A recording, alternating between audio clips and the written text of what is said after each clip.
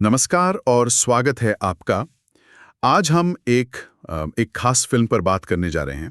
Film है मदानियाँ, विवाह और संस्कृतियों का मेल। ये शादी के जश्न के बहाने जैसे दो अलग दुनियाओं को करीब लाती है।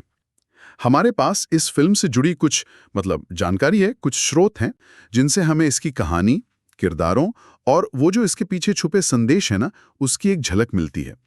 तो आज हम कोशिश करेंगे इन्हीं स्रोतों के जरिए ये समझने की कि फिल्म पंजाबी शादियों में जो कल्चरल डिफरेंसेस होते हैं वो कैसे दिखाती है और बदलते पारिवारिक रिश्ते, खासकर विदाई जैसी जो रस्में हैं, उनके गहरे इमोशनल पहलू उनको कैसे सामने लाती है। और कहानी का जो सेंट्रल पॉइंट है वो काफी दिलचस्प लगता है। एक तरफ है वो परंपरागत सोच वाला भटिंडा और दूसरी तरफ एकदम मॉडर्न ख्यालों वाला चंडीगढ़, और इन दोनों का मिलन होता है एक शादी के जरिए। तो चलिए इसी ताने बाने को खुलना शुरू करते हैं। कहानी के दिल में है एक जोड़ी, देव, जिसका किरदार निभाया है देव खरौद ने। वो बठिंडा का रहने वाला, जमीन से जुड़ा हुआ, परिवार को सबसे ऊपर रखने वाला एक नौजवान है। और उसके सामने है रानी, यानी नीरू बाजवा, जो चंडीगढ़ में अपने मॉडर्न सोच वाले परिवार के साथ रहती है। एक कामयाब और आत्मविश्वास से भरी लड़की। पहली नजर में तो ये एक आम अरेंज मैरिज जैसी लगती है ना? हाँ, ऊपर से तो बिल्कुल यही लगता है। लेकिन जो बात इसे खास बनाती है और जो स्रोतों से उभर कर आती है, वो ये है कि ये सिर्फ दो लोगों का नहीं, बल्कि दो अलग अलग पंजाबी जीवन शैलियों का मिलन है। अच्छा। हाँ, एक तरफ बठिंडा का वो माहौल जहाँ परंपराएं, रिश्तेदारी, वो जॉइंट फैमिली वाला स्ट्रक्चर, उसकी जड़ें गहरी हैं। दूसरी तरफ चंडीगढ़ जो है तो पंजाब का ही हिस्सा, मगर जिसकी रफ्तार, सोच और जीने का अंदाज वो बिल्कुल शहरी और आधुनिक है। ये पंजाबी संस्कृति के भीतर ही मौजूद जो विविधता है ना, उसको दिखाता है। और ये इस बात पर भी रोशनी डालता है कि पंजाब में शादी सिर्फ दो इंसानों का नहीं, बल्कि दो परिवारों, उनके पूरे सोशल सर्कल और उनके अपनी अपनी दुनियाओं का संगम होती है। सही कहा। और अक्सर जैसा होता है, वो शुरुआती उत्साह और सगाई की रौनक के बाद असली चुनौतियां सामने आने लगती हैं। रानी का परिवार, उसके माता पिता और छोटा भाई नव, जिसे नव बाजवा ने निभाया है, वो खुले विचारों वाले, कुछ हद तक वेस्टर्न स्टाइल में जीने वाले लोग हैं। चंडीगढ़ की तेज जिंदगी के आदी। स्रोतों से पता चलता है कि उनके लिए बठिंडा के रस्मों रिवाजों की बारीकियां, रिश्तेदारों की वो भीड़ और वहां की थोड़ी धीमी रफ्तार वाली जिंदगी, उसको समझना मुश्किल हो जाता है। उन्हें शायद ये सब कुछ ज्यादा ही पेचीदा लगता है, कॉम्प्लिकेटेड। बिल्कुल। और दूसरी तरफ देव का परिवार है। वे भी प्यार करने वाले अच्छे लोग हैं, इसमें कोई शक नहीं। लेकिन उनकी दुनिया बठिंडा के पारंपरिक मूल्यों, रिवाजों और संयुक्त परिवार के ढांचे के इर्द गिर्द घूमती है।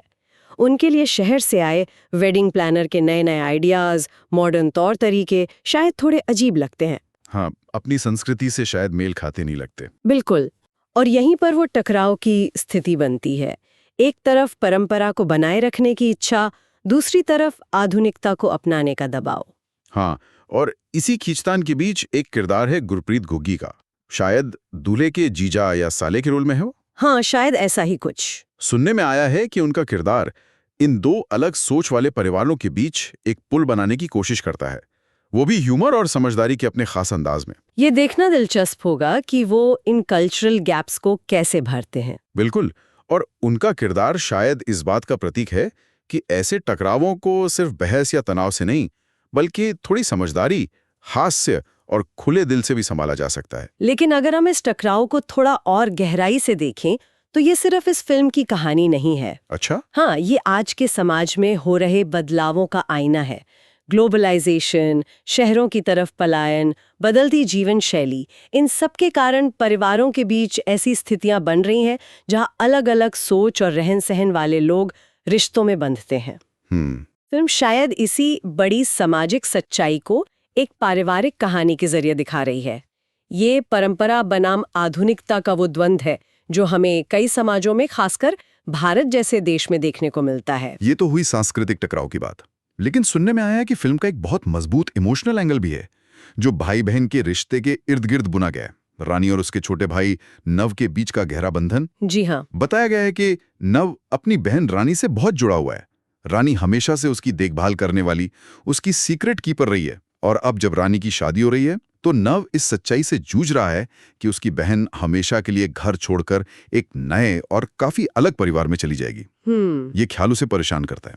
ये सिर्फ बहन की शादी की खुशी नहीं, बल्कि उसे खोने का डर भी है। हाँ, और ये भारतीय परिवारों की एक बहुत आम फिर भी बहुत गहरी भावना है।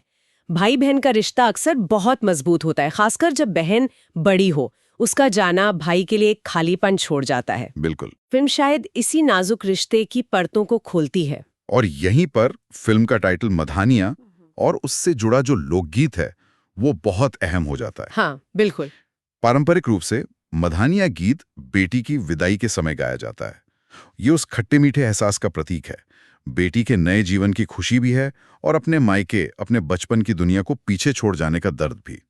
विदाई यानी बेटी की शादी के बाद अपने मायके से जो फॉर्मल विदाई होती है, ये सिर्फ एक रस्म नहीं बल्कि भावनाओं का एक पूरा समंदर है जिसमें खुशी, उदासी, उम्मीदें और यादें सब घुली मिली होती हैं। सही कहा। फिल्म ने ये गीत रानी की स्थिति, उसकी अपनी खुशी और उसके परिवार का वो जो साइलेंट सैक्रिफाइस है, उसके इमोशनल बोझ को उठाने का काम करता है। अगर हम इसे सांस्कृतिक नजरिए से देखें तो ये विदाई की रस्म के गहरे अर्थ को उजागर करता है।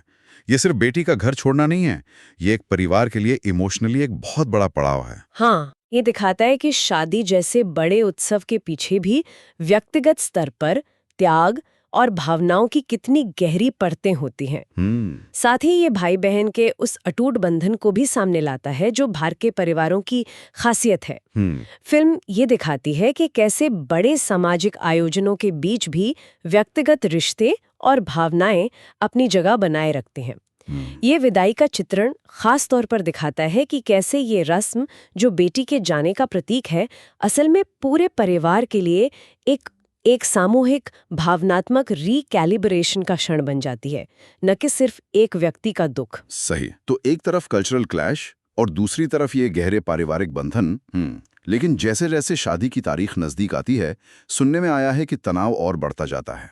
और दिलचस्प बात यह है कि ये तनाव देव और रानी के आपसी रिश्ते को लेकर कम और परिवारों के बीच बढ़ती गलतफहमियों, अहंकार और शायद प्रॉपर्टी जैसे मुद्दों को लेकर ज्यादा होता है। हाँ, ये एक अहम नुक्ता है। कई बार शादियों में असली चुनौती जोड़े के बीच नहीं बल्कि उनके परिवारों के बीच तालमेल बिठाने की होती है। अच्छा। छोटी छोटी बातें, रस्मों को कैसे निभाया जाए, मेहमानों की आवभगत कैसे हो, लेन देन क्या होगा, ये सब बातें बढ़कर बड़ी बन सकती हैं। हाँ। खासकर जब दो अलग अलग सामाजिक आर्थिक पृष्ठभूमि या सोच वाले परिवार जुड़ रहे हों। हाँ, तब तो और मुश्किल। स्रोत इशारा करते हैं कि फिल्म दिखाती है कि कैसे परिवारों का अहंकार और अपनी बात पर अड़े रहने की जिद रिश्ते की नींव को कमजोर कर सकती है। ये देव और रानी के प्यार की परीक्षा कम और उनके परिवारों की परिपक्वता और वो जो एडजस्ट करने की क्षमता होती है ना, उसकी परीक्षा ज्यादा बन जाती है। तो फिर इस बढ़ते तनाव को संभाला कैसे जाता है? मतलब कोई रास्ता निकलता है? यहीं पर शायद परिवार के बड़े बुजुर्गों की भूमिका सामने आती है। सुनने में आया है कि पूनम ढिल्लों ने दादी या ऐसी ही किसी बुजुर्ग महिला का किरदार निभाया है जी, जो इस मुश्किल घड़ी में आगे आती हैं। वो शायद दोनों परिवारों को याद दिलाती हैं कि इस मिलन का असली मतलब क्या है। सिर्फ रस्में निभाना नहीं, बल्कि एक दूसरे को स्वीकार करना, समझना और तालमेल बिठाना। ये बहुत महत्वपूर्ण है। भारतीय समाज में अक्सर बड़े बुजुर्ग ऐसी स्थितियों में एक गाइड की भूमिका निभाते हैं। सही।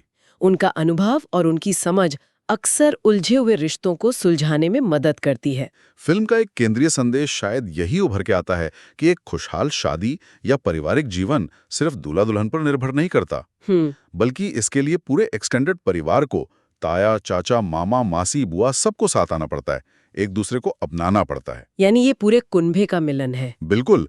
और इसकी सफलता सबकी सामूहिक जिम्मेदारी है।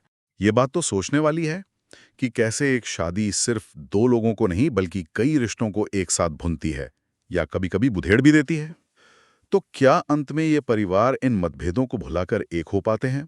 फिल्म का क्लाइमैक्स यानी विदाई का सीन वो कैसा है? स्रोतों के अनुसार फिल्म का जो चरमोत्कर्ष है वो विदाई के सीन में ही आता है और यहाँ आकर शादी की तैयारियों के दौरान पैदा हुए सारे तनाव, सारी कड़वाहट, सारी गलतफहमियां जैसे पिघल जाती हैं। अच्छा। वो एक ऐसा क्षण होता है जहां कच्ची, निश्चल भावनाएं हावी हो जाती हैं।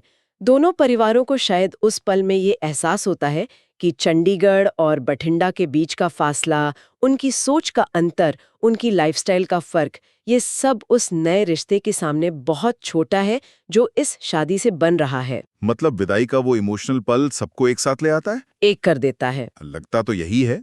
विदाई का दृश्य शायद सिर्फ रानी के जाने का नहीं, बल्कि दोनों परिवारों के दिलों के जुड़ने का भी प्रतीक बन जाता है। उन्हें समझ आता है कि असली चीज आपसी सम्मान, प्यार और एक दूसरे को स्वीकार करने की इच्छा है।